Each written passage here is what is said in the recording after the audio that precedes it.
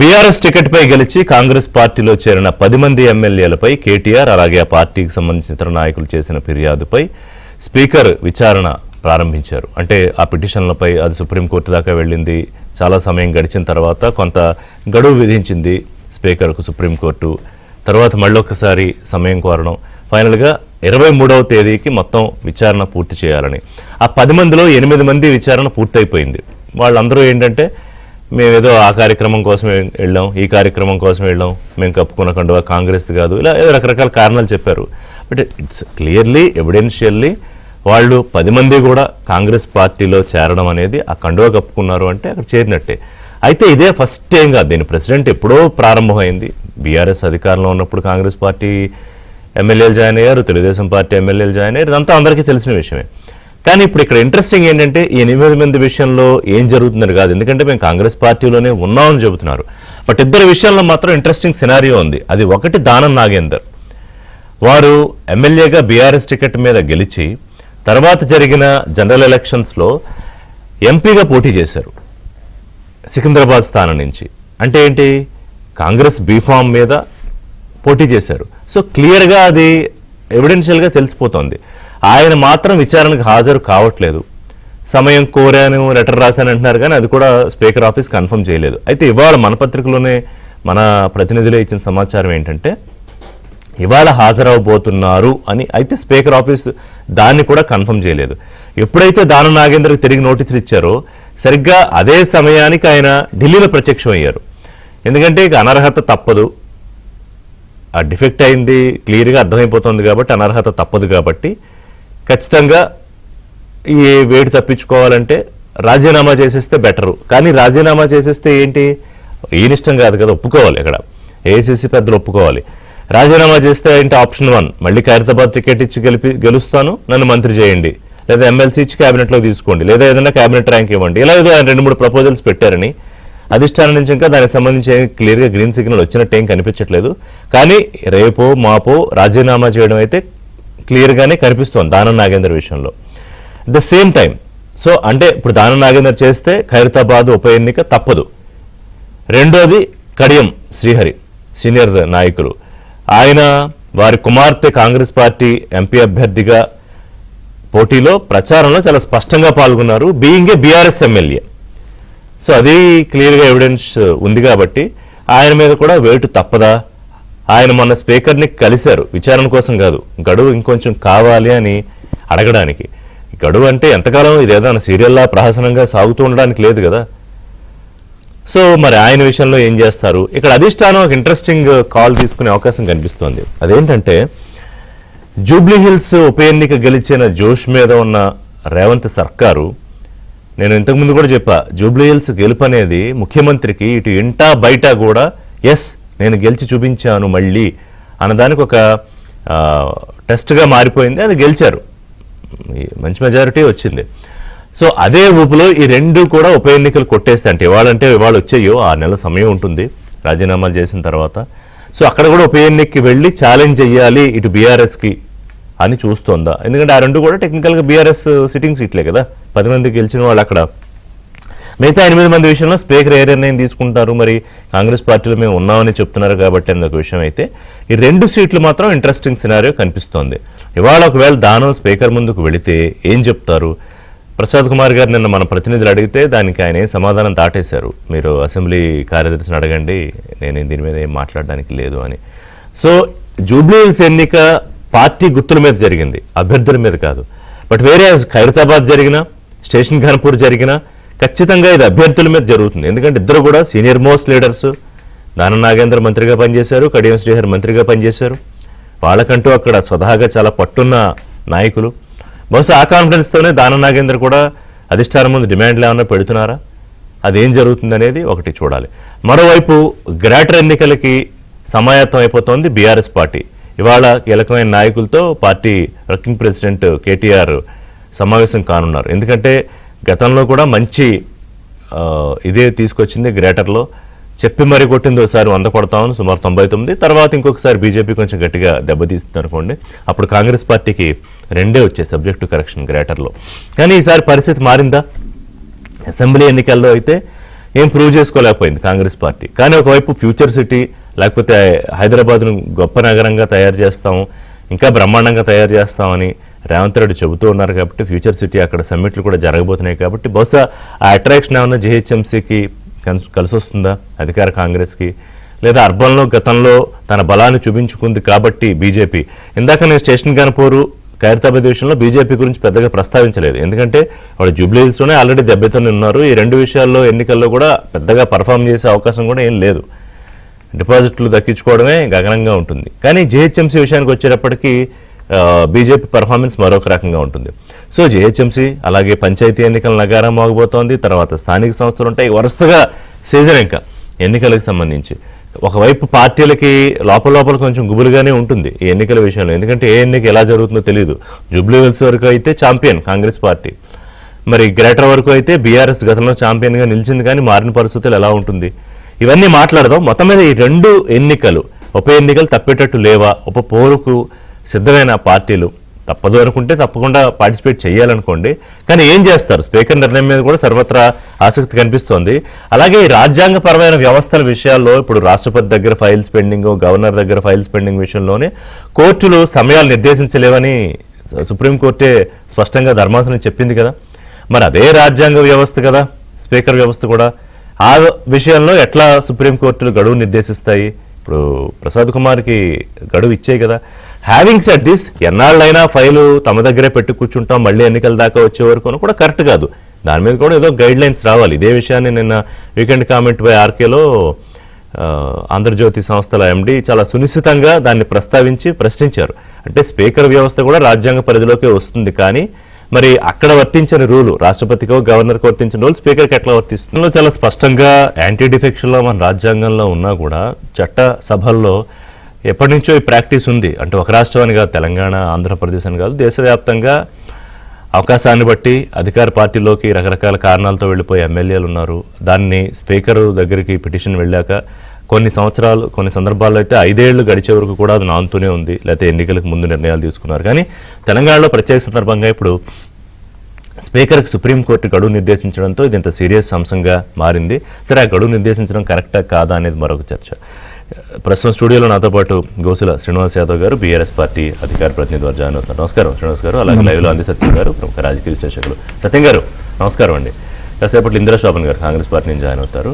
So Srinivas Yadav గారు, ఇందాక నేను చెప్పినట్టుగా ఇంట్రోలో కడియం శ్రీహరి, దానం నాగేంద్ర విషయంలోనే కొంత కన్ఫ్యూజన్ ఉంది. మిగతా వాళ్ళ విషయంలో 8 మంది విషయంలో మీరు ఏదైతే కేటీఆర్ గారు కానీ మిగతా నాయకులు మీలాంటి వాళ్ళందరూ కంప్లైంట్ చేశారు, సుప్రీంకోర్టు గైడెన్స్ ప్రకారం ఇన్స్ట్రక్షన్స్ ప్రకారం విచారణ పూర్తయిపోయింది. రకరకాల కారణాలు చెప్పి వాళ్ళు మేము కాంగ్రెస్లోనే ఉన్నామని చెప్తున్నారు, అదొక చర్చ. బీఆర్ఎస్ లో ఉన్నామని చెప్తున్నారు. అయితే వీళ్ళిద్దరి విషయంలో మాత్రం ఏం జరుగుతుందని మీరు అనుకుంటున్నారు? దానం నాగేందర్ దాదాపుగా క్లారిటీకి వచ్చేసినట్టే కనిపిస్తున్నారు. సో ముందుగా మీకు, అదేవిధంగా ప్యానలిస్ట్ మిత్రులు సత్యం గారికి, ఇంద్రశోభన్ గారికి, ఏబిఎన్ ప్రేక్షకులకు శుభోదయం. ప్రజాస్వామ్యబద్ధంగా రాజ్యాంగబద్ధంగా రాజ్యాంగం గైడ్లైన్స్లో ఎలక్షన్ కమిషన్ ఎలక్షన్ పెడుతుంది.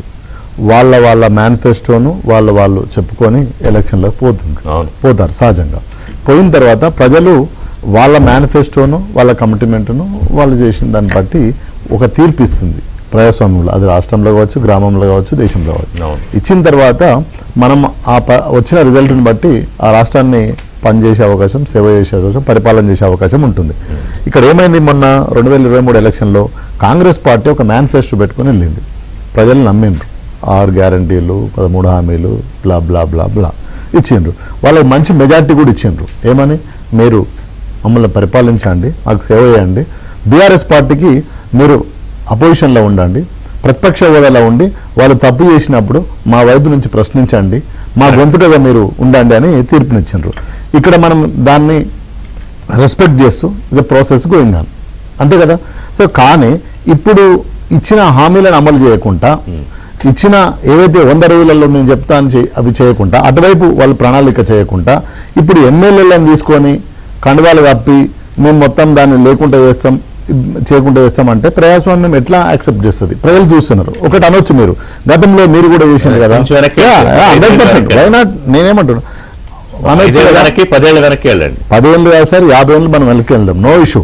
నేనేమంటున్నా, ఆ రోజు మెజార్టీ ఎమ్మెల్యేలు వస్తే తీసుకున్నారు, మెర్జ్ చేసిండు ఎల్పీ. ఈ రోజు కూడా మెజార్టీ వస్తే తీసుకోండి. ఇది నేనేమంటున్నా, కాన్స్టిట్యూషన్ కాన్స్టిట్యూషన్ లో ఉన్న ఏవైతే ల్యాప్సెస్ ఉన్నాయో 2/3 దాన్ని తీసుకుంటే కనుక ఒకవేళ ఇంకో 16 మందిని లాగేయాలనుకుంటే 26 మంది లెక్క ప్రకారం అప్పుడు ఇబ్బంది ఉండేది కాదు. అంటే అట్లా జరిగితే యాక్సెప్ట్ చేస్తాడు. ఇది కాన్స్టిట్యూషన్. అప్పుడైతే యాక్సెప్ట్ చేసేవారు. నేనేమంటున్నా, ప్రజలు ఏం తీర్పిస్తారో చూస్తారు. నేనేమంటున్నా, నువ్వు చట్టాన్ని ఉల్లంఘించి, రాజ్యాంగాన్ని ఉల్లంఘించి, ఏ రాజ్యాంగం ద్వారా నువ్వు ఆ పదవికి వచ్చినావో దాన్ని ఉల్లంఘించి మొత్తం చేస్తానంటే ఎట్లా యాక్సెప్ట్ చేస్తుంది సమాజం? నేను అనేది ఏంటంటే మోరల్ పాలిటిక్స్ మాట్లాడేస్తారు. శ్రీనివాస్ గారు, గతంలో మీరు ఏ రీజన్స్ చెప్పారో ఇప్పుడు కూడా ప్రభుత్వం ఏర్పడి నెల తిరక్క ముందే నాయకులు ఇదిగో ఈ ప్రభుత్వం పడిపోతుంది, ఇదిగో ఇంకేం లేదు పడిపోతుందని నెలకే మొదలు పెట్టారు కదా. మరి అప్పుడు మీరేం కారణం చెప్పారు? రాజకీయ పునరేకీకరణ పేరుతో అన్నారు. ఇదిగో మా ప్రభుత్వాన్ని పడగొట్టడానికి వీళ్ళందరూ కలిపి కుట్ర చేస్తున్నారు అన్నారు. తెలంగాణను కాపాడుకోవాలంటే ఇది చెయ్యాలన్నారు. వీళ్ళకి ఉన్నాయి, వాళ్ళకి మీకు ఉన్నాయి. నేనేమంటున్నా, ఎక్కడనైనా మీరు రికార్డు ఉంటే ఓపెన్ చేయండి.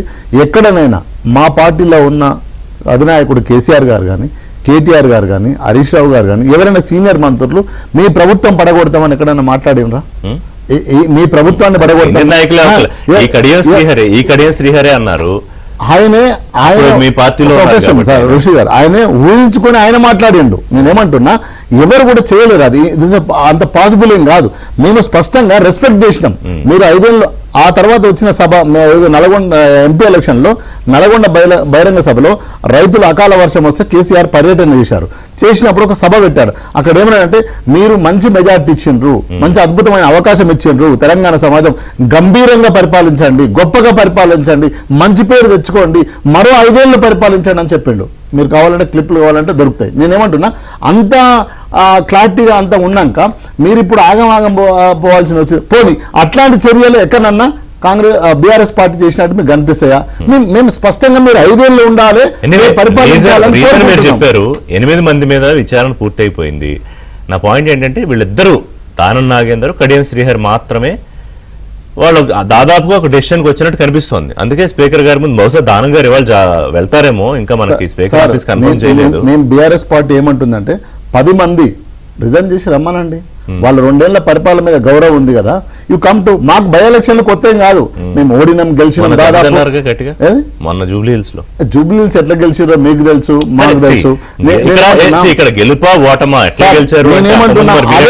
అడుగుతారు వాళ్ళు కూడా. నేను కూడా అదే కన్సర్న్ అయ్యి నేనేమంటున్నా, అదే గెలుపు అనే ధైర్యం ఉంది కదా మీకు. మరి 10 రాజీనామా చేయండి. ఇప్పుడు జూబ్లీహిల్స్ లో గెలిచిన కాన్ఫిడెన్స్ ఉంది కదా. గొప్పగా పరిపాలించాము, గొప్పగా మంత్రి ఇచ్చినాము ఎవరికి, అజరుద్దీన్ కు రాత్రి ఇవన్నీ చేసినామని ఉంది కదా. మళ్ళీ 10 రిజైన్ చేసి రమ్మనండి. మీకు 100 రోజులలో ఇచ్చిన గ్యారంటీలు అమలు చేసిన ధైర్యం ఉంది కదా. 2000కు 4000 పింఛన్ ఇచ్చిన ఉంది కదా. మా అక్క ఇళ్లకు 2500 ఇచ్చిన ఉంది కదా. తులం బంగారం ఇచ్చిన ఉంది కదా. నేనేమంటున్నా, మీకు ఇంత నమ్మకం ఉండి 2 ఏళ్ళు అద్భుతంగా పరిపాలించారైతే 10 రిజైన్ చేసి ఆ 10 మంది ఎమ్మెల్యే చేసి రిజైన్ చేస్తే ప్రజలలో పోదాం. తప్పేముంది? టీపీసీసీ మహిళా సీనియర్ నేత ఇందిరా శోభన్ గారు జాయిన్ అయ్యారు. ఇందిరా గారు నమస్కారం. మీ దగ్గరికి వస్తా ఒక్కసారి. సత్యం గారు, ఇప్పుడు ఇక్కడ 2 అంశాలు. ఒకటి, ఈ డిఫెక్షన్ అనేది నేను ఇందాక చెప్పినట్టుగా తెలంగాణలో ఇప్పుడే కాంగ్రెస్ లోకి బీఆర్ఎస్ లో జావడం కొత్త ఏం కాదు. మనం అనేక సందర్భాల్లో చూసాము, మాట్లాడుకున్నాం.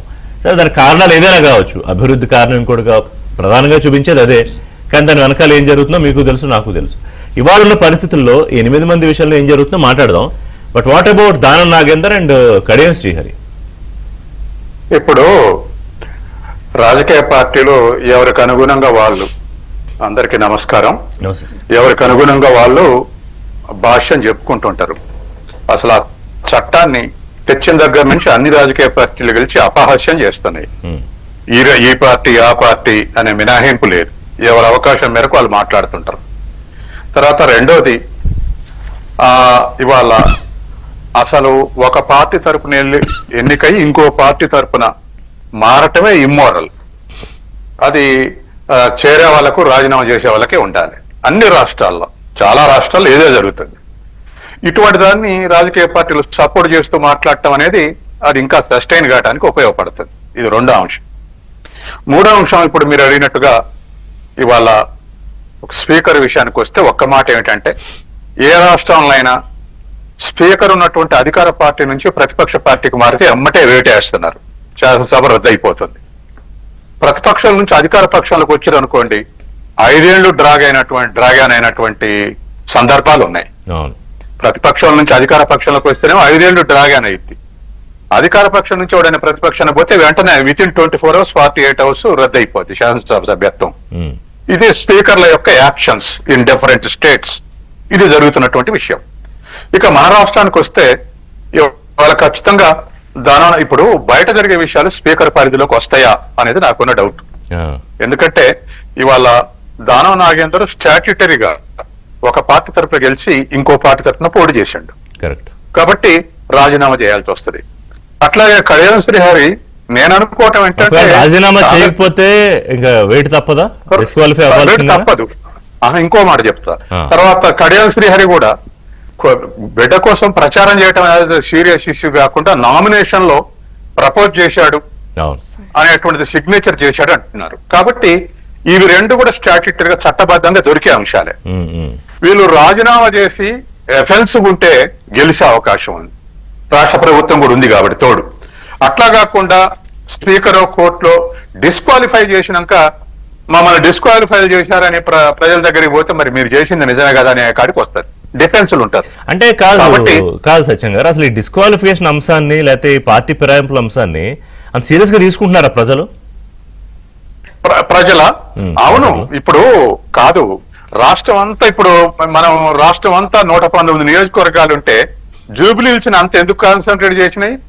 ప్రజలు, పత్రికలు, మీడియా ఏ స్థాయిలో జరిగింది? జనరల్ ఎలక్షన్స్ కూడా అంత పట్టింపు లేదు. 500 కోట్లు పందాలు కూడా కాశారంటున్నారు. ఎందుకు అంత కాన్సన్ట్రేషన్? ఎందుకంటే it is an indication. KTR చెప్పాడు ఇది రాష్ట్ర ప్రభుత్వానికి ఒక ఇండికేషన్, మీ పనులు మంచిగా ఉన్నాయా లేవా, రెఫరెండం అని అన్నాడు, ఆయనే అన్నాడు. తర్వాత ప్రజలు కూడా అలా భావించారు, ఎట్లుంటుందో పర్ఫార్మెన్స్ చూద్దామని. కేసు ఇప్పుడు బీఆర్ఎస్ లీడర్షిప్ అనేక కేసులలో ఎంక్వైరీలు జరుగుతుంటే డిస్కరేజింగ్ సిచ్యువేషన్లు ఉంది. తర్వాత విత్ ఇన్ ది ఫ్యామిలీలో కొన్ని డిస్టర్బెన్సెస్ ఉన్నాయి. కాబట్టి డిఫెన్స్ ఉన్న పార్టీ అట్లనే డిఫెన్స్ ఉంటుందా? హైదరాబాద్ వాళ్ళ పార్టీ స్ట్రాంగ్ గా గతంలో గెలిచారు కాబట్టి గెలుస్తుందా రాష్ట్ర ప్రభుత్వం అనేటువంటి కాన్సన్ట్రేషన్ ఉప ఎన్నిక చుట్టూ తిరిగింది. రేపు 2 ఎన్నికలు వస్తే కూడా అట్లే ఉంటది. ఖచ్చితంగా చూద్దాం పర్ఫార్మెన్స్ ఎట్లుంటది అనేటువంటిది. కాబట్టి వాళ్ళు ఉన్నటువంటి పరిస్థితిలో ఖచ్చితంగా వాళ్ళిద్దరూ ఎన్నికలు పోవాల్సి వస్తుంది అనేది నాకున్నటువంటి ఒపీనియన్. వాళ్ళు ముందే రిజైన్ చేస్తే అఫెన్సివ్ ఉంటుంది. మేము ఇగో కేటీఆర్ చేసిన పనులకు వ్యతిరేకంగా లేదా కేసీఆర్ చేసిన పనులకు వ్యతిరేకంగా మేము రాజీనామా చేసినాం, మేము పార్టీ వద్దనుకున్నాం, అందుకే శాసనసభ సత్యం కూడా త్యాగం చేసి వస్తున్నామని చెప్పుకునేందుకు ఒక వాయిస్ ఉంటది. అట్టా కాదు స్పీకర్ కోర్టు డిస్క్వాలిఫై చేసిన వ్యక్తికి ఆ చెప్పుకునే కారణాలు ఉండవు. కాబట్టి డెఫినెట్ గా వాళ్ళిద్దరు ఆఫర్ చేస్తారు, రిజైన్ చేసి ఉప ఎన్నికలకు పోతారు అనుకుంటాం నేను. అంటే డిస్క్వాలిఫై అయినా రాజీనామా చేసినా ఖచ్చితంగా భవిష్యత్తులో ఈ 2 ఉప ఎన్నిక అయితే తప్పదు. తర్వాత మిగతా 8 మంది విషయం అన్నప్పుడు నాకు ఒక డౌట్ ఉంది. ఎందుకంటే వాళ్ళు రేవంత్ రెడ్డి తోటి కండవ కప్పించారు కాబట్టి, కప్పుకున్నారు కాబట్టి, అంటే మరి ఆ తర్వాత ఇంకో 4 పోయి రామచంద్రరావు తోటి కండవలు కప్పుకుంటారు. ఇది స్పీకర్ పరిధిలోకి వస్తుందా? వివిధ పొలిటికల్ డయాస్ లో పోయి కండవాలు కప్పుకుంటే లేదా పోయి ఇతర పార్టీలకు ప్రచారం చేస్తే ఇది స్పీకర్ పరిధిలోకి వస్తుందా? స్పీకర్ పరిధి ఏమిటి? శాసనసభలో జరిగేటువంటి ఓటింగ్, శాసనసభలో జరిగేటువంటి విషయాలకే పరిమితం అవుతాయండి. బయట ఎక్కడ సభల్లో పాల్గొంటే స్పీకర్ తీసుకోవాలంటే సాధ్యం అవుతా? ఆ 2 మాత్రం ఎలక్షన్ కమిషన్ రద్దు చేస్తారు. పైగా ఇప్పుడు 8 మంది కూడా మేము ఏం మారలేదని చెప్తున్నారుగా, మేము బీఆర్ఎస్ ఇచ్చారుగా. ఇప్పుడు జనం ఎవరు వాళ్ళు? ఇప్పుడు టెక్నిక్, ఇప్పుడు మన బీఆర్ఎస్ ఎట్లయితే టెక్నికల్ గా మేము 2/3 అంత వచ్చి కాబట్టి కలుపుకున్నామని టెక్నికల్ గా ఎట్లయితే సేవ్ మాట్లాడుతున్నారో, వాళ్ళు కూడా మేము మారలేదు, కండవాలు జాతీయ కండవాలు కప్పుకుంటుంటే జనం ఫూల్స్ గారు, జనం తెలుసు. కానీ ఒక రిజర్వేషన్ ఏమిటంటే శాసనసభలో బీఆర్ఎస్ విప్పు జారీ చేసిందా? విప్పుకు వ్యతిరేకంగా వీళ్ళు ఓటు చేశారా మరో పార్టీకి? స్పీకర్ పరిధిలో ఉండేది శాసనసభలో జరిగేటువంటి విషయాలే. తర్వాత వాళ్ళ శాలరీస్ తో వాళ్ళ బీఆర్ఎస్ లిస్టులు వాళ్ళ సభ్యత్వాలు కొనసాగటం, తర్వాత వాళ్ళ మంత్లీ డిడక్షన్స్, ఇవన్నీ బీఆర్ఎస్ పేరు మీద జరిగినాయి అనేటువంటిది 2వ అంశం. ఇవన్నీ కూడా మిగతా 8 మందికి కొన్ని రిజర్వేషన్స్ ఉన్నాయి, కానీ సుప్రీంకోర్టు విచారణలో ఏం జరుగుతుందో. తర్వాత స్పీకర్ వేటు వేసే అవకాశం లేదు. సుప్రీంకోర్టు ఇచ్చినటువంటి వార్నింగ్ కూడా ఏమిటంటే నివేదిక పంపమన్నది, డెసిషన్ తీసుకోవాలే. నివేదిక పంపుతాడు, ఇగో వీళ్ళు ఇట్లా చెప్పారు, బీఆర్ఎస్ కంప్లైంట్ ఇచ్చిన ఎమ్మెల్యేలు ఇట్లా చెప్పారు, మిగతా వాళ్ళు ఇట్లా చెప్పారు అని చెప్పేసి మాత్రమే నివేదిక పంపుతారు. అది డెసిషన్ తీసుకోవాల్సింది సుప్రీంకోర్టు. కాబట్టి ఇవాళ ఈ పరిస్థితుల్లో గడువులోపు మీరు ఏదో ఒక నిర్ణయం తీసుకుంటారా? మొన్న రిటైర్ అయ్యే ముందు జస్టిస్ గవాయ్ గారు చేసిన వ్యాఖ్యలు కూడా దాని మీద కూడా చర్చ జరిగింది కదా, లేకపోతే మీరు న్యూ ఇయర్ కి ఎక్కడ ఉంటారో తేల్చుకోండి అని. ఇప్పుడు దాని మీదనే నిన్న ఆర్కే రాసినటువంటి ఇండివిజువల్ స్టేట్మెంట్స్ కరెక్ట్ కాదనేది. జడ్జెస్, హైకోర్టు జడ్జి అయినా సుప్రీంకోర్టు జడ్జి అయినా చట్టం పరిధిలో ఏం కామెంట్ చేయొచ్చు అది చేయాలి కానీ ఇండివిజువల్ కామెంట్ రాజ్యాంగ వ్యవస్థే. కాబట్టి ఇటువంటి రిజర్వేషన్స్ కొన్ని ఉన్నాయి. కాబట్టి రేపు విచారణ జరిగితే 800 ఏమిటి అంటే కొన్ని ఈ ఎస్కేపింగ్ కూడా కొన్ని రూట్స్ ఉన్నాయి, ఏది స్పీకర్ల పరిధిలో లేనటువంటి విషయాలు కూడా. ఇకపోతే ఇవాళ బీఆర్ఎస్ మన మిత్రుడు శ్రీనివాస్ చెప్పినట్టుగా బీఆర్ఎస్ ఫస్ట్ టైంలో నేను కూడా అట్లే అనుకున్నా, నేను కూడా కొంత పార్షియల్ గా కన్విన్స్ అయినా. ఏది తెలంగాణ మోడల్ అనేది ఫెయిల్యూర్ మోడల్ అని రివ్యూ చేయడానికి, తెలంగాణ టీఆర్ఎస్ గవర్నమెంట్ ని డీస్టెబిలైజ్ చేయడానికి చేస్తున్నారు, అందుకే మేము చేర్చుకున్నామంటే పార్షియల్ గా చాలా మంది కన్విన్స్ అయ్యారు, ఇన్క్లూడింగ్ మైసెల్ఫ్. కానీ రెండోసారి 88 సీట్లు వచ్చినాక ఆ తర్వాత కూడా కాంగ్రెస్ వాళ్ళని కలుపుకొని అది 2/3 అనేది మోరల్ గా రాంగ్. ఇప్పుడు మేము జాతీయ జెండా కప్పుకున్నామని ఇప్పుడు మా బీఆర్ఎస్ ఎమ్మెల్యేలు అంటారో వాళ్ళ కేసీఆర్ స్టేట్మెంట్ కూడా మోరల్ గా రాంగ్. ఏది ఫస్ట్ సారి ప్రజలు కానీ సెకండ్ సారి కన్విన్స్ కావాలి. తర్వాత రెండవది, ఎప్పుడైతే కాంగ్రెస్ లేకుండా పోయిందో రెండోసారి 6-7 సీట్లు మిగిలినాయో ఒక అహంభావం వైఖరి వచ్చి అన్ని తప్పులే చేశారు సెకండ్ 5 ఏళ్ల పరిపాలనలో. ఎందుకంటే గట్టి ప్రతిపక్షం లేదు కాబట్టి తప్పులు చేయడానికి, ఎక్కువ తప్పులు చేయడానికి స్కోప్ అయింది. ఇవాళ ఉన్నటువంటి కంప్లైంట్స్ అన్ని ఎంక్వైరీలన్నీ సెకండ్ టర్మ్. ఇందిరాశర్మ గారు 10 మందిలో 8 మంది అయితే క్లారిటీగా స్పీకర్ గారు ఇచ్చిన గడువుకు ఒక రోజు అటు ఇటు కలిసేశారు, వాళ్ళు వివరణ వాళ్ళకి ఇచ్చేశారు. ప్రస్తుతానికి వాళ్ళ విషయంలో ఏమవుతుందని పక్కన పెడితే 2 కేసులు మాత్రం, ఒకటి క్లియర్ గా దానం నాగేంద్ర గారిది, రెండవది కడియం శ్రీహరి గారిది. నాకేమనిపిస్తుంది అంటే మీరు కూడా చాలా కాన్ఫిడెంట్ గా ఉన్నారని. ఆయన ఆ రోజు ఢిల్లీలో వచ్చినప్పుడు ఏం చెప్పారో నాకు తెలియదు, మరి మీరు చెప్తేనే మాకు అర్థమవుతుంది. రాజీనామా చేయిస్తారు, ఆయన మీద డిస్క్వాలిఫికేషన్ పడకుండా ఆ ఎన్నికకి వెళ్ళిపోతారు. అలా కడియం శ్రీహరి విషయంలో కూడా వెళ్ళి మళ్ళీ 2 కొట్టి ప్రత్యర్థులకు ఛాలెంజ్ విసరాలనుకుంటున్నారనే జరుగుతుంది అని చెప్తారు ఇవాళ. ఫస్ట్ ఆఫ్ ఆల్ ప్యానల్లో ఉన్న సోదరులకు, మీకు అలాగే ఏబిఎన్ ప్రేక్షకులకు గుడ్ మార్నింగ్. సో ఏ మాట కామాట చెప్పాలనుకున్నప్పుడు కాంగ్రెస్ పార్టీ కొంత డెమోక్రటిక్గా ఉంటుంది అన్నది వాస్తవం. సో ఆ ఉన్నటువంటి డెమోక్రసీ దాంట్లోని భాగంగానే యాంటీ డిఫెక్షన్ లాని ఆనాడు రాజీవ్ గాంధీ గారు తెచ్చారు. సో దాన్ని ఇంప్లిమెంట్ చేయాల్సినటువంటి బాధ్యత కేంద్రంలో ఉన్నటువంటి పెద్దలది. ఇవాళ అది జరగట్లేదు. వెంకయ్య నాయుడు గారు ఉపరాష్ట్రపతిగా ఉన్నప్పుడు ఆయన ఒక మాట చెప్పారు, ఎవరైనా గీత దాటితే ఆ బీఫామ్ కాక ఇంకో బీఫామ్కి వెళ్ళాలనుకున్నప్పుడు ఆటోమేటిక్ గా రద్దు అయిపోవాలని చెప్పినారు. సో అవి ఎప్పుడూ కూడా ఎక్కడ జరగలేదు అన్నది వాస్తవం. 10 సంవత్సరాలు ఏం జరిగిందో ఇందాక మీరు కూడా చెప్పినారు. గల్లీ లీడర్ నుంచి ఢిల్లీ లీడర్ వరకు ఎవరిని వదిలిపెట్టలే, అందరిని వాళ్ళ పార్టీలో చేర్చుకున్నారు. పార్టీలను విలీనం చేసినామని చెప్తున్నారు. కాంగ్రెస్ పార్టీ మండలిని విలీనం చేసినామన్నారు, టీడీపీలను తీసుకొని టీడీపీ పార్టీని విలీనం చేసినామని చెప్తున్నారు. అన్ని విలీనం ఇంకేం లేదు, అసలు ఎవరు ప్రతిపక్షం అనేదే లేదు ఈ రాష్ట్రంలో.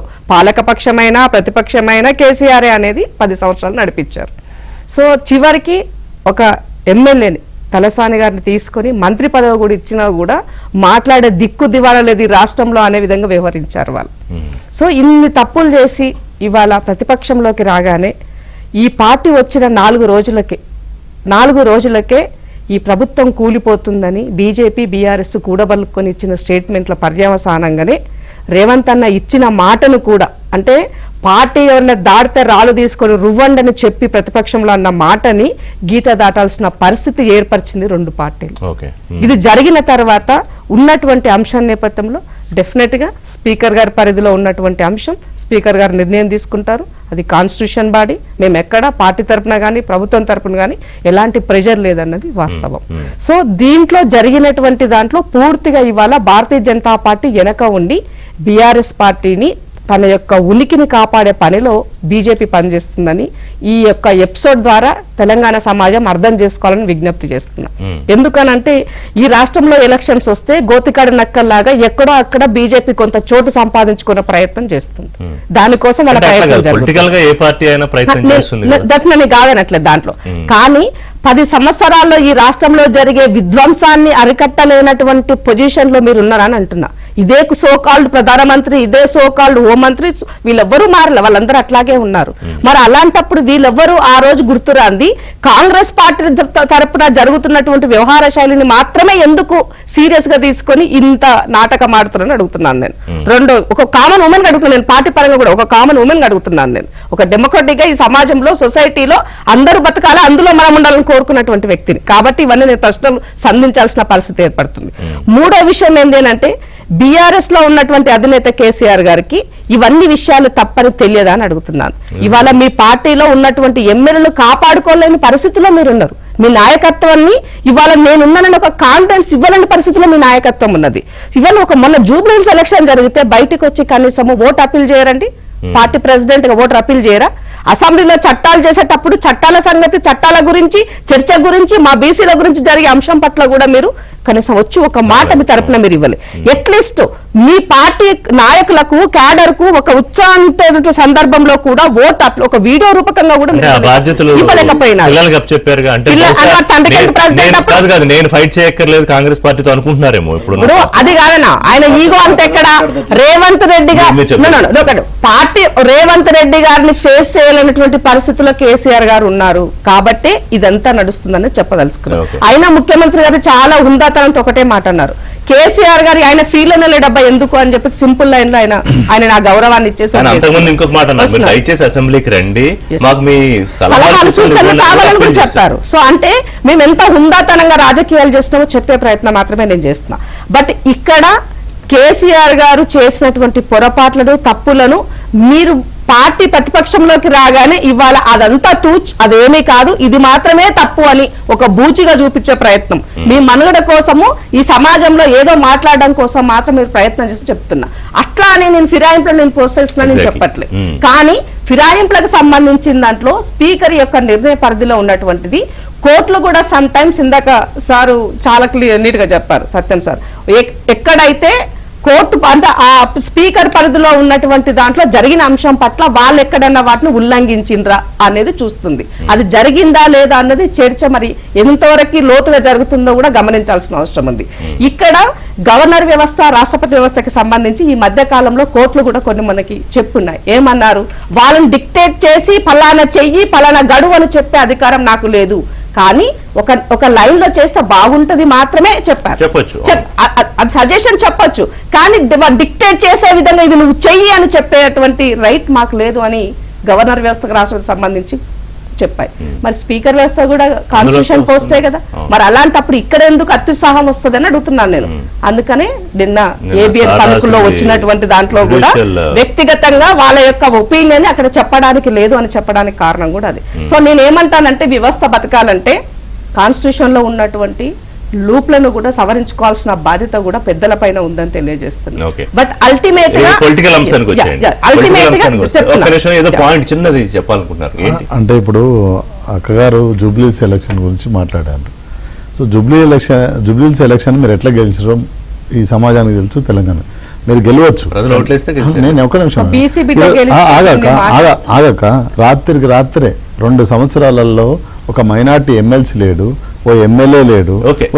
వినండి సార్, మీరు కేసీఆర్ రాలేదు అంటే మా పార్టీలో మేమేం చేయాలో మా స్ట్రాటజీలు కూడా మీరు చెప్తారా? ఒకటి. రెండో విషయం, మీరు రాత్రికి ఆ ఎమ్మెల్సీ ఉంటుందో లేదో తెలియదు. ఇప్పుడు ఇంకా ఎమ్మెల్సీ కాదు, ఓన్లీ మంత్రి. ఎవరు? అజారుద్దీన్ గారు స్టిల్ రైట్ నౌ మంత్రి. అంతకుముందే ఓ ముస్లిం సోదరుని బలిపశువు చేసిండ్రు, అక్కడ పక్కన ఉన్న ఉద్యమకారుడు అని చెప్పుకుంటా కోదాన్ రామరెడ్డిని కథం చేసిండ్రు. ఈ రోజు ఆయనకు రాత్రి మంత్రి పదవి ఎందుకు ఇచ్చారు? మీరు న్యాయంగా, మీరు గౌరవంగా మీ ఇచ్చిన హామీలను అమలుపరుచుంటే, మీకు అంత ఉంటే 6 సార్లు 7 సార్లు సీఎం ఎందుకు తిరగాల్సి వచ్చింది? ఈ రాష్ట్రంలో చరిత్రలో ఎప్పుడు ముఖ్యమంత్రి స్ట్రాటజీ ముఖ్యమంత్రి గల్లీ గల్లీలో తిరిగి రాత్రి మంత్రి పదవి ఇచ్చి ఎన్ని హామీలు. మీరు గెలిచింది కావచ్చు టెక్నికల్ గా, నైతికంగా. చెప్పండి. నిన్న ఒకటి జరిగింది. ఇప్పుడు అజారుద్దీన్ సంఘటనలు, ఇంకో అధ్వానమైన సంఘటనలు జరిగినాయి. రాజస్థాన్ లో బీజేపీ రేపు ఎమ్మెల్యే పోలింగ్ అనగా ఇవాళ మంత్రి ఇచ్చారు. తర్వాత నిన్న బీహార్ లో అంతమంది ఉండగా కూడా ఒక యువకు ఎమ్మెల్యే కాదు, ఎమ్మెల్సీ కాదు, అవునవును మధ్యవర్తిలో ఇచ్చారు. తీసుకున్నారు. ఇంకా అతను ప్రూవ్ చేసుకోవాలి. ఇచ్చారు. అవును. కాబట్టి ఈ సంఘటనలు పొలిటికల్ పార్టీస్ ఆచరిస్తూనే ఉన్నాయి. 1 among 3 అజారుద్దీన్ 1 among 3. గతంలో కాదు, ఆయనకు తెలియదు శ్రీనివాస్ గారు మీరు మాట్లాడలేదు అంటే మేము ఏం చేసినామో 10 ఏళ్ళు చెప్తున్నాం, మాకు తీర్పు ఒప్పుకున్నాం అంతే కదా. ఇప్పుడు ఇంకొక మాట కాదు నేను అడిగిన ప్రశ్న యాక్చువల్ గా మీరు అడ్రస్ చేయలేదు. అంటే మీకు ఆల్రెడీ జూబ్లీ హిల్స్ గెలుపు ఉన్న ఉత్సాహంతో వీళ్ళిద్దరితో రాజీనామా చేయించాలి ఆలోచనలో ఉన్నారా అని ఒక మాట చెప్తా. అది గెలిచింది కాబట్టే ఇది మేము రిజైన్ చేయాలన్న ఆలోచన మాకు లేదు. కాబట్టి ప్రజల్లో ఉంటున్నాం, ప్రజాక్షేత్రంలో ఉంటున్నాం. ప్రజలకు కావాల్సినటువంటివి ఆర్థికంగా ఎన్ని ఇబ్బందులు ఉన్నప్పటికీ కూడా ఎంతో కష్టపడి తన స్థాయికి మించి ఇవాళ కేంద్రాన్ని 10 సార్లు అడుక్కొని చేయండి అని అడిగినా చేయకపోయినప్పటికీ కూడా తను ఉన్న వనరులను ఎట్లా ఉపయోగించుకోవాలని ముఖ్యమంత్రి గారు పనిచేస్తున్నారు. అట్లా ప్రజల్ని మేము సాటిస్ఫై చేసే దిశగా అడుగులు వేస్తున్నాం. కాబట్టి మమ్మల్ని ప్రజలు ఏదో ఇంటికి పంపిస్తారనో, ప్రజలు మమ్మల్ని ఓడగొడతారేమోనో, ఇంకేదో జరుగుతుందన్న ఆలోచన మాకు లేదు. జూబ్లీ హిల్స్ ఎన్నిక కూడా అది ఎన్నిక ఏదైనప్పటికీ కూడా పార్టీకి ఇంపార్టెంట్ అని ఆలోచించింది, ప్రభుత్వానికి ఇంపార్టెంట్ అని ఆలోచించింది. కాబట్టి గల్లీ నుంచి, గల్లీలో ఉన్న మాలాంటి వాళ్ళ దగ్గర నుంచి ముఖ్యమంత్రి స్థాయి వరకు మంత్రుల వరకు కూడా పనిచేస్తున్నారు. కాబట్టి కేసీఆర్ గతంలో చేయలేదా? మునుగోడు ఎలక్షన్ 3600 కోట్లు పెట్టి అందరిని పెట్టి ఆడబెట్టి పని చేయించినాడు. మరి అప్పుడు ఆ రోజు మరి ఎందుకో మాట్లాడలేదు? హుజూరాబాద్ ఎన్నికలు ఎట్లా చేస్తున్నారు మీరు తెలియదా? ఇది ఏ ఎన్నిక మీరు వదిలేస్తున్నారు? ప్రతి ఎన్నిక ప్రెస్టేజ్ ఏ పార్టీకి అయినా కూడా. కాబట్టి ఇవాళ మేము బాగా ఉన్నాము, మీ కారే వస్తుంది, సారే వస్తుందని మీరు పదే మాట్లాడుకొని, మీ ఫేక్ సర్వేలను నమ్ముకొని, ఫేక్ యూట్యూబ్లను నమ్ముకొని మీరు చేసిన పని వల్ల మీరు నష్టపోయినారు. అది రియలైజ్ కాకపోతే నేనేం చేయలేను. అన్నిటికన్నా ఇంపార్టెంట్ కేటీఆర్ గారు బాడీ లాంగ్వేజ్, అహంకారం అన్నది ప్రజలు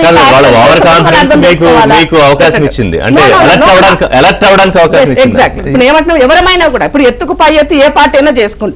నువ్వు ప్రతిపక్షంలో ఉండి నువ్వే అధికార పార్టీల కన్నా ఎక్కువ హంగులు ఆర్భాటాలు చేసి ఒక రోడ్ చేస్తే రోడ్ షోకి ఒక 3 కోట్లు ఖర్చు పెట్టే పరిస్థితిలో మీరు ఉంటే, అధికార పార్టీలో ఉండి ప్రజలతో బలం ఉండి మరి ప్రజలతో నాకు ఆ బలం ఉన్నప్పుడు నేను ఇంకెన్ని చేయాలి? మోర్ ఓవర్ నాకు ఉన్నటువంటి అక్కడే పుట్టి అక్కడే పెరిగి తిరిగి పని చేసినటువంటి వ్యక్తి, ప్రజలంటే ఒక లైన్ ఉండి ఒక విశ్వాసం ఉండి రేపు ఏదో చేయాలనుకున్నటువంటి వ్యక్తిని ప్రజలు ఆటోమేటిక్ గా నమ్ముతారు కదా. జరుగుతున్న సందర్భంలో ఇంకా హోల్డ్ చేశారు. వస్తా. సో శ్రీనివాస్ గారు, ఇప్పుడు ఇందాక నేను చెప్పినట్టుగా సత్యం గారు కూడా దాదాపుగా ఒకటే అయితే డిస్క్వాలిఫికేషన్ లేదా ముందే రాజీనామా చేసి గౌరవంగా ఉప ఎన్నికకి సిద్ధమైపోవడం. సరే 6 నెలల టైం ఉంటుంది, ఇవన్నీ ఉంటాయి. మిగతా 8 మంది విషయంలో స్పీకర్ ఏం చేస్తారో చూద్దాం. మీరు ఆల్రెడీ జిహెచ్ఎంసీకి సమాయత్తం అయిపోవడం అంటే మొన్న జూబ్లీ హిల్స్ దెబ్బతిన్నారు కాబట్టి ఈసారి అందరికన్నా ముందుగానే కాస్త త్వరలోకి దిగాలి అని అనుకుంటున్నారా? ఇవాళ కేటీఆర్ మీటింగ్ పెడుతున్నారు అందరితో. రాజకీయంగా నిరంతరము ఏ పార్టీకి ఆ పార్టీ పనిచేసుకుంటుంటారు. సహజంగా ఆ పార్టీ ఎత్తుగడలు ఉంటాయి. అదేవిధంగా కార్యకర్తలతో, లీడర్లతో, నాయకులతో పనిలో ఉంటారు. పరిపాలిస్తున్న పార్టీ ఏవైతే తప్పులు చేస్తుందో అవి ఎత్తి చూపించే ప్రయత్నం చేస్తారు. స్పష్టంగా ప్రజల పక్షం నుండి మాట్లాడుతారు. అందులో భాగంగా మేము జిహెచ్ఎంసీ వాళ్ళతో కాబట్టి పార్టీ అది పార్టీకి గోయింగ్ అని ఏ పార్టీ మీరు ఛాంపియన్. కానీ ఇప్పుడు మారిపోయిన పరిస్థితుల నేపథ్యంలో, మీ సిట్టింగ్ సీట్ కోల్పోయిన నేపథ్యంలో, సానుభూతి కూడా ఉన్న టైంలో కలిసి రాని నేపథ్యంలో సార్ మరింత జాగ్రత్త పడాలని. సిట్టింగ్ సీట్ ఎట్లా కోల్పోయినా మన అందరికి తెలుసు సార్. ఇప్పుడు నేను ఇంతకుముందు కూడా చెప్పిన మళ్ళీ ఆ జోలికి టెక్నికల్ గా అది వెల్కమ్ చేసినాం మేము. మా వర్కింగ్ ప్రెసిడెంట్ వెల్కమ్ చేసిండు. కానీ ఏ విధంగా గెలిచినాం, వాళ్ళు ఏ విధంగా పనిచేసినారో తెలుసు. తెలంగాణకు తెలుసు, అక్కడ ఉన్న జూబ్లీ ప్రజలకు తెలుసు. జిహెచ్ఎంసీ ఎలక్షన్తో పాటు గ్రామ పంచాయతీ ఎలక్షన్లు కూడా 2 సంవత్సరాలు అయింది సార్. వాళ్ళు వచ్చి ఇప్పుడు రావాల్సిన 15th కమిషన్ పైసలు రాలే. ఇప్పటివరకు ఎందుకు పెట్టలే అంటే వాళ్ళు ఏదైనా ప్రశ్న లేదు. గ్రామాలలో సార్ లైట్లు లేవు. మొన్న దసరాకు అక్కకు తెలుసు, మా ఆడబిడ్డ కాబట్టి ఊళ్ళల్లో సున్నా వేయడానికి కూడా పైసలు లేవు. ఏ గ్రామ పంచాయతీలు లేవు. మీరు కావాలంటే ఏబిఎం మైకు పట్టుకుని నిధులు లేవు. వచ్చే పైసలు రాని కేంద్రం నుంచి రాలేదు. ఎలక్షన్లు పెట్టక 2 సంవత్సరాలు ఏం చేశాను సార్? ఎలక్షన్ పెట్టకుంటే ఏం జరిగింది? ఎంత ఇబ్బంది వచ్చిన పరిస్థితి ఏమున్నది? పెట్టొచ్చు కదా. బ్రహ్మాండంగా పరిపాలిస్తున్నారు కదా. బ్రహ్మాండంగా పరిపాలించినప్పుడు అంత ఆత్మవిశ్వాసం, అంత ధైర్యము, జూబ్లీహిల్స్ లో ఉన్న అంత చైతన్యం ఉన్నప్పుడు నువ్వు పెట్టి ఎలక్షన్లు పెట్టుకొని ఆ పై నుంచి వచ్చే కేంద్రం నుంచి వచ్చే 4 పైసలు తెచ్చుకొని గ్రామాలకు ఇవ్వచ్చు కదా. ఏమి ఇచ్చినావు నువ్వు? దసరాకు లైట్లు లేవు, బుగ్గలు లేవు, బతుకమ్మలు ఆడుకుందామంటే ఎక్కడో కొన్ని చోట్లేమో ఎక్కడ లేవు సార్. మీరు మైక్ పట్టి మళ్ళీ పంపండి, రేపు ఎల్లుండి మళ్ళీ చర్చ పెట్టండి. గ్రామ పంచాయతీ ఎన్నికలు కదా ఇప్పుడు నడిచేది. ఏ గ్రామంలోనైనా ₹1 సెక్రటరీ దగ్గర ఉన్నట్టు అనుకుంటే మేము దేనికంటే దానికంటే నిధులు లేవు.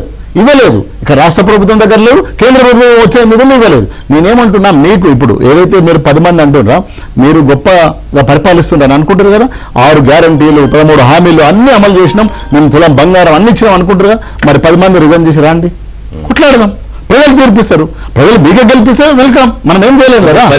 10 బై ఎలక్షన్స్ కావాలి. అరే మాకు 10 బై ఎలక్షన్లు కాదు, వాళ్ళు ఏమంటారు, అక్కడనే ఒప్పుకున్నది, వాళ్ళు 10 మంది మాతోనే ఉన్నారని చెప్పింది, అక్కడ రేవంత్ రెడ్డి కూడా చెప్తున్నాడు. కాబట్టి నేనేమంటున్నా, ఆ 10 మంది రిజైన్ చేసి వస్తే ప్రజలలో పోదాం, మీరు బ్రహ్మాండంగా పరిపాలించినట్టే మీకే మళ్ళీ 10 మందిని గెలిపిస్తారు, మాకేం అది క్లారిటీ కదా. ఇక్కడైతే ఏం లేదు, బీఆర్ఎస్ సెల్ఫ్ గోల్స్ వేసుకుంటోంది శ్రీనివాస్ గారు, మళ్ళీ చూసుకోండి అది కూడా.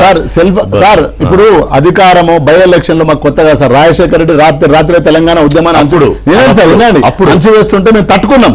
మా ప్రాణం ఎంత సార్ అప్పుడు, గింత ప్రాణం, 10 మంది ఎమ్మెల్యేలు, 5 ఎమ్మెల్యేలు, 6 ఎమ్మెల్యేలు, 20 మంది ఎమ్మెల్యేలు ఉరుకుతుంటే మేము ఎదుర్కొన్నాం.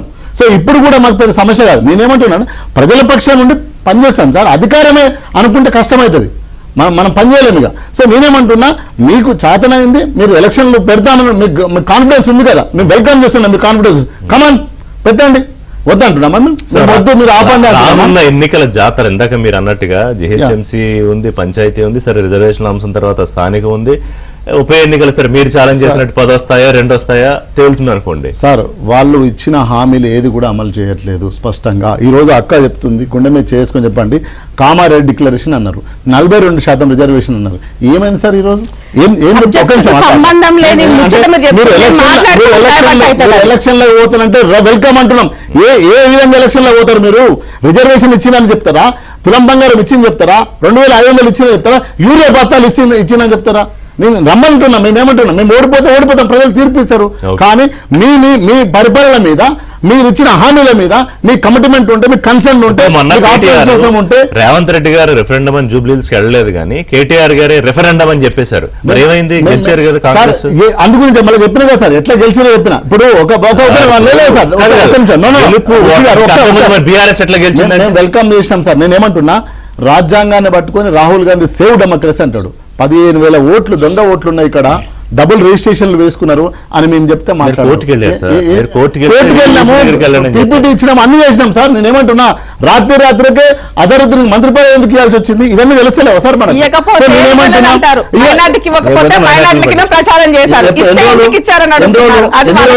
ఎన్ని రోజులు ఎందుకు 22 నెలలు కదా, 22 నెలలు కదా.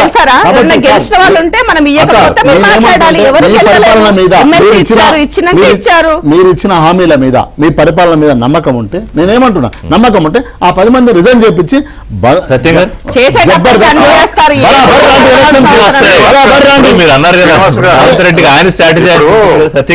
ఇప్పుడు శ్రీనివాస్ గారు ఛాలెంజెస్ కొద్దిగా రియలిస్టిక్ గా దగ్గర ఉంటే బాగుంటది 2 పార్టీలకు కూడా. సార్ నేనేమంటున్నాను సార్, మీ పరిపాలన నమ్మకం ఉంటే రమ్మంటున్నారు. 2 ఏళ్ళు సార్ గ్రామ పంచాయతీ ఎలక్షన్లు పెట్టలేదు, ఎంపీ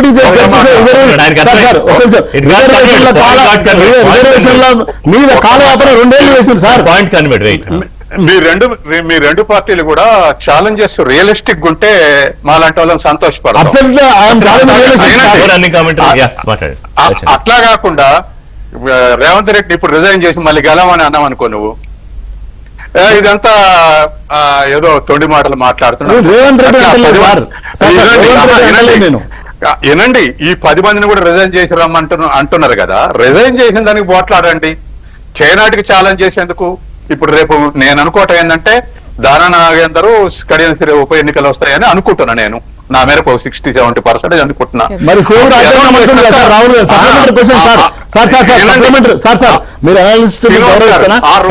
పోరాడుతూ సేవ్ రాజ్యాంగం, సేవ్ డెమోక్రసీ అని రాహుల్ గాంధీ దేశమంతా తిరుగుతుంది కదా సార్, ఇక్కడ కూడా రాజ్యాంగం కాపాడమని అడుగుతున్నాం సార్ మేము. అసలు రాహుల్ గాంధీ ఆ మాట అనటం వల్ల ఇవాళ దేశంలో ప్రజలకు ఇంకా ప్రజాస్వామ్యం ఉంటుందని పోరాడుతుర్రు. ఆయన పోరాడినా లేదా తర్వాత సంగతి, కనీసం ఆ ప్రశ్న రావడంతో ఇవాళ బీఆర్ఎస్ కానీ కమ్యూనిస్టులకు కానీ మిగతా వాళ్ళందరికీ కూడా ఒక ఇన్స్పిరేషన్. దీనికోసం రాజ్యాంగ పరిధిలో ఉన్నటువంటి హక్కులను రక్షించుకోవాలి ఏదో విధంగా చేసి అనేటువంటి స్ట్రగుల్స్ డిఫరెంట్ స్టేట్ లో జరుగుతున్నాయి. రాహుల్ గాంధీ క్రెడిట్ పోతే ఇప్పుడు మీరైనా అంటున్నారుగా, రాహుల్ గాంధీ అన్నాడు కాబట్టి మేము అడుగుతున్నామని, అట్లా మిగతా వాళ్ళు అడిగేందుకు అవకాశం ఏర్పడది. ఎవరో ఒకళ్ళు లేవనేది. ఇప్పుడు రాహుల్ గాంధీ కులగణన చేయాలన్నాడు, ముందు అందరూ కొంతమంది సపోర్ట్ చేయాలి, బీజేపీ Yeah. వ్యతిరేకించింది. సత్యం ఇప్పుడు అన్ని గారు, పార్టీలు చేయాలంటే పొలిటికల్ గా బీజేపీ కూడా అంటుంది. పొలిటికల్ గా ఇప్పుడు నేను అనేది ఎన్నికల ఇప్పుడు ఒక్క మాట Yeah. మిగిలింది. ఇప్పుడు మేము బాకీ కార్డు, కాంగ్రెస్ పార్టీ ఏమేమి బాకీలు ఉందో బాకీ కార్డు ప్రతి ఓటర్ ఇచ్చినాం, ఇక చూసుకుంటాం జూబిలీస్ అన్నారు. ప్రజలు నమ్మారా లేదా అనేది ముఖ్యం. మీరు అనుకునే 2 పార్టీలను ప్రజలు నమ్ముకుంటేనే ఓటేస్తారు, లేకపోతే నమ్మితే ఓటేయరు. అట్లే తర్వాత డబ్బులు పంచి ఎట్లా గెలిచిరు అంటారు. గెలవనోడు పంచడండి. ఇప్పుడు జూబిలీ ఎలక్షన్ లో బీజేపీ పంచలే. మనం ఎట్లా గెలవం, మనకు వచ్చే 30-40 ఓట్లే పెరవలే. మిగతా 2 పార్టీలు పంచినాయి. అట్లా మునుగోడులో కాంగ్రెస్ పంచలే, మనకు డిపాజిట్ రావడం కష్టం అనుకున్నారు, పంచలే. కానీ బీజేపీ బీఆర్ఎస్ పంచాయి. 5,000 4,000 పోటీ పడి పంచాయి. ఇక అక్కడ పంచలేదు కాబట్టి మేము మునుగోడులో శుద్ధులం అని కాంగ్రెస్ అనుకున్నా, ఇక్కడ జూబిలీస్ లో మేము పంచలేదని బీజేపీ శుద్ధులు అనుకో, అవి శుద్ధులే. అవకాశం వస్తే అన్ని పార్టీలు సిద్ధంగా ఉన్నాయి. ఓకే, కాదు నాకు ఒకటి చెప్పండి, ఎన్నికల జాతరలో పొలిటికల్ పార్టీలకు అంటే ప్రస్తుతం ఉన్న కాన్ఫిడెన్సెస్ ఎట్లా ఉన్నాయి? బీజేపీ అసలు కంప్లీట్ గా out of the box, out of the పిక్చరా? ఇప్పుడు ఒకటి జరుగుతుందండి రేపు ఎలక్షన్ లో, మొన్న జరిగింది అది, ఇప్పుడు కూడా అయ్యే జరుగుతాయి. ఏది హైదరాబాద్ ఎలక్షన్స్ లో అన్ని పార్టీలు పోటీ చేస్తాయి, పొత్తులే ఉండవు. అన్ని పార్టీలు ఎందుకు పోటీ చేస్తాయి అంటే, పోయినసారి ఏమిటి, బీజేపీకి ఓట్లు పడకుండా బీఆర్ఎస్ ఈ ఎంఐఎం ఉన్న దగ్గర ఉన్న కొద్ది గొప్ప ఓట్లు, హిందువుల ఓట్లు బీఆర్ఎస్ కు పడేసుకున్నారు. అట్లాగే ముస్లింస్ ఉన్న దగ్గర ముస్లిం ఓటింగ్ చేసేటట్టు ఎంఐఎం బీఆర్ఎస్ కి ఎక్కువ మెజార్టీ వచ్చేటట్టు చూసుకున్నారు. రేపు కూడా అదే జరుగుద్ది. రేపు హిందూ ఓట్లు వేసుకునేందుకు బీఆర్ఎస్ కాంగ్రెస్ కూడా అన్నిటికీ పోటీ చేస్తుంది. హిందూ ఓట్లు బీజేపీ పడకుండా మేనేజ్ చేస్తాయి ఈ 2 పార్టీలు. ఎంఐఎం హిందువులు ఉన్న దాంట్లో కూడా పోటీ చేస్తుంది, కానీ ముస్లిం ఓట్లు బీఆర్ఎస్ కాంగ్రెస్ ఓటు తానే వేసుకునేందుకు ప్రయత్నం చేస్తుంది. కాబట్టి ఎలక్షన్ లో పొత్తులతోటి అనౌన్స్ ఎలక్షన్ లోకి రారు, విడివిడిగానే వస్తారు. ఎలక్షన్లు అయిపోయినాక మ్యూచువల్ అండర్స్టాండింగ్ లో ఏ 2 పార్టీలైనా ఒకటి పరిపాలిద్దాం అనుకునేటువంటి అవకాశం ఉంది. ఇది జరగబోయే అంశం. ఇంద్రశోభన్ గారు, సో ఇందాక దానం నాగేందర్ అండ్ కడియం శ్రీహరి ఉప ఎన్నిక తప్పదు, అలాగే గ్రేటర్ గురించి కూడా చెప్పండి. వాళ్ళు కేటీఆర్ ఆల్రెడీ సన్నాహక సమావేశాలు పెడుతున్నారు. ఇప్పుడు ఎన్నిక ఏదైనా రేవంత్ అన్న గెలిపే అన్నది పెద్ద మీరు రాసి పెట్టుకోండి. నెక్స్ట్ మళ్ళీ మనం కూర్చుంటాం ప్యానల్లో.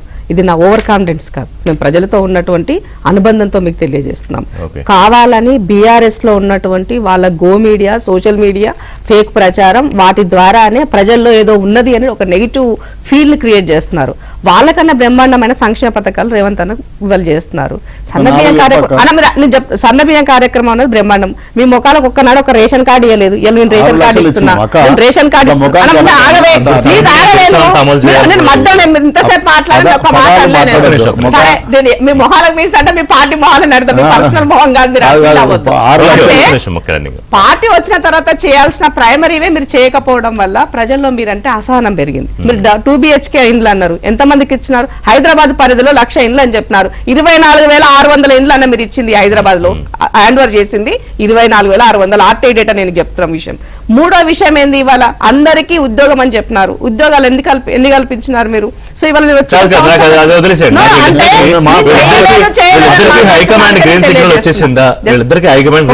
ఎవరు సిగ్నల్ వచ్చినా రాకపోయినా స్పీకర్ ని వాళ్ళకి కలవబోతున్నారు. కలిస్తే డెఫినెట్ గా ఉన్నటువంటి పరిధిలో తను చేయాల్సి డెఫినెట్ గా దానమన్న ఎప్పుడైనా సిద్ధం ఎన్నికలకు, ఎందుకంటే ప్రజలతో ఉండేవాడు.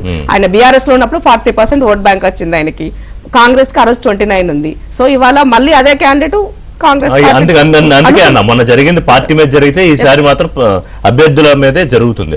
రెండోది గ్రేటర్ విషయంలో ఇంద్ర గారు, మీకు ఇప్పటిదాకా జూబ్లీహిల్స్ ఒకటే మీరు ఖాతా తెలిసారు సరే, అంతకుముందు కంటోన్మెంట్ ఒపీనియన్ కూడా మీరు గెలుచుకున్నారు అనుకోండి. గ్రేటర్ కూడా పెద్ద ఛాలెంజ్ ఇప్పుడు కాంగ్రెస్ పార్టీ ముందు, ప్రభుత్వం ముందు. ఇప్పుడు ఒకటి అధికార పార్టీ ఉన్నప్పుడు డెఫినెట్ గా డెవలప్మెంట్ జరగాలని ప్రజలు కోరుకుంటారు. ప్రజలు ఆటోమేటిక్ గా ఎవరున్నారు, ఎవరికి వేస్తే కంఫర్ట్ గా ఉంటుందని ఆలోచించుకుంటారు. దీంతో పాటు ఏంటంటే ఈ మధ్య కాలంలో హైదరాబాద్ ఎక్కువ కాన్సన్ట్రేషన్ చేసి ఒక 1 year నుంచి హైదరాబాద్ పైన కాన్సన్ట్రేషన్, ఏం డెవలప్మెంట్ యాంగిల్లో ప్రజలకి టెంపరీ కాదు శాశ్వత పరిష్కారం వైపుకు వెళ్ళాలి, శాశ్వత పరిష్కారం వైపు వెళ్ళాలని ముఖ్యమంత్రి గారు పెట్టే ప్రతి రూపాయిని కూడా ఆ రకంగా ఆలోచించి చేస్తున్నారు. కాబట్టి హైదరాబాద్ కి సంబంధించి మాకు ఎలాంటిది ఎమ్మెల్యేలు లేకపోవచ్చు, మాకు కార్పొరేటర్లు ఎక్కువ లేకపోయి ఉండొచ్చు, కానీ రేపు జరగబోయే 100% brand Revanth. At the same time Congress party గతంలో హైదరాబాద్ సరౌండింగ్ లో చేసిన డెవలప్మెంట్ కార్యక్రమాలు ఏది చేసినా కాంగ్రెస్ చేసింది, ఎవరు చేయలే. కాబట్టి ఈ యాంగిల్ అనేది మాకు కలిసి వచ్చేటువంటి అంశం. వీటితో పాటుగా ప్రజలతో కలిసి ఉండడం అనేది చాలా ఇంపార్టెంట్. ఉన్నది ఉన్నట్టుగా ఒప్పుకునేది ఒక కాంగ్రెస్ పార్టీ మాత్రమే. తప్పు చేసినా కూడా ఇది నేను తప్పు చేసినా సర్దిద్దుకుంటా అని చెప్పే దమ్ము ఉన్నది కూడా కాంగ్రెస్ పార్టీయే. Simple man, Yes, definitely, exactly. ఒక కామన్ మ్యాన్ లాగా ఉండి పాలన అందించడమే ప్రజల కావాలని ఇచ్చిన హామీలను కూడా ఎంతవరకు అమలు చేశారో చెప్తే బాగుండేది. కేటీఆర్ గారు పట్న శాఖ మంత్రిగా ఉండి ఏం చేసిండో సమాజానికి తెలుసు. 100 రోజుల ప్రణాళిక అని చెప్పి ఏం చేసిండో ప్రజలకు తెలుసు. ప్రజలే మొహమ్మద్ తిప్పి కొట్టేస్తారు. అదే అంటే మన దమాయి చేసి